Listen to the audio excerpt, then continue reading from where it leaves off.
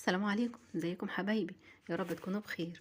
لو عايزين تعملوا طاجن لحمه بطريقه حلوه وتطلع معاكم اللحمه مستويه ودايبه كده خالص من غير اي مجهود ولا وقت، تعالوا اقول لكم على الطاجن الخطير ده عملته ازاي. كله ني في ني وسهل جدا، مش هياخد منك ربع ساعه في تجهيزه بتقطيع الخضار بكل حاجه، والنتيجه مبهره. يعني لو كل ما بتيجي تعملي اللحمه مش بتظبط معاكي قوي، مره تطلع ناقصه سوا وبتشد ومره تطلع ناشفه، يبقى الفيديو ده ليكي.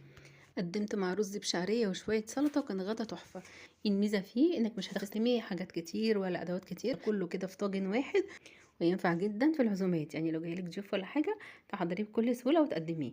يلا بينا نسمي الله ونبدأ على طول. هتجيبي كمية اللحمة اللي عندك، انا استخدمت حوالي كيلو الا ربع من اللحمة وقطعتها صغير بالشكل ده، وحوالي 3 بصلات قطعتهم كده شرايح، كمان طماطم حوالي 4 ثمرات قطعتها ارباع، وفلفل اخضر وفلفل الوان. هتجيبي بقى البرام او الطاجن اللي هتشتغلي فيه وهتدهنيه دهنه زيت كويسه كده بالفرشه. بعد كده هتحطي فيه كل المكونات كده كلها على بعضها، اللحمه والبصل والطماطم والفلفل، وما تنسيش تقطعي فصين توم بيفرقوا كتير في الريحه والطعم. استخدمت كمان كيس مرقه دجاج فوريه وكيس من ال11 بهار، وممكن طبعا تستخدمي بهارات لحمه. كمان حطيت فصين من المستكه ورشه حبهان بودره، ملح، فلفل اسود وبابريكا، ومعلقه كده من السمنه البلدي. هقلب بقى كل المكونات دي وادعكها كده في بعضها كويس جدا مع اللحمه. هزود كوبايه ميه، ودي ميه عاديه من الحنفيه مش ميه سخنه، طالما لسه اللحمه ما حطهاش على النار.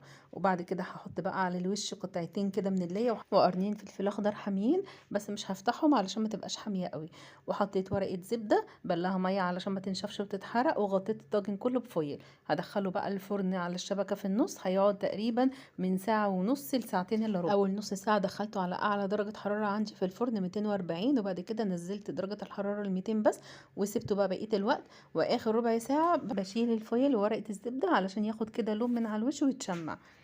ودي النتيجة، طاجن اللحمة طالع خطير ملوش حل، ريحته وطعمه في منتهى الجمال. هو كده بيتكلم عن نفسه، مش محتاج اي كلام.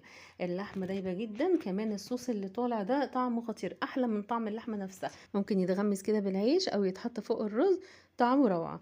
عايزاكم تجربوا الطاجن بالطريقة دي وتكتبوا لي رأيكم. هكتب لكم كل المكونات في صندوق الوصف. وبس كده خلص الفيديو بتاعنا، يا رب يكون عجبكم. اشوفكم على خير ان شاء الله في وصفات احلى. شكرا ليكم، سلام عليكم.